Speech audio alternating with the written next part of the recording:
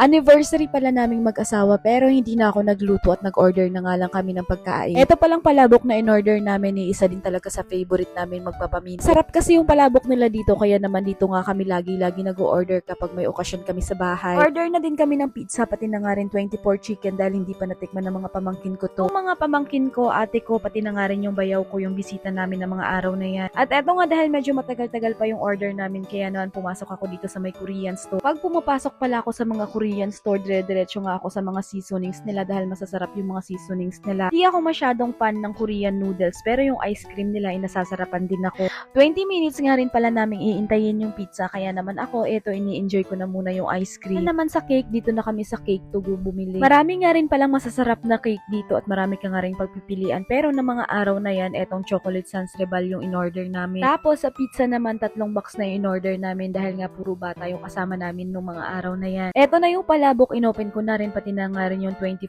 chicken. Tapos sa mga flavor naman na in-avail namin is meron kaming 24 cheddar, lemon glaze, Jack Daniel, at etong yung times 2. Mga oras nga rin pala na yan, igutom na kami kaya naman hindi na namin naintay yung mga bisita namin.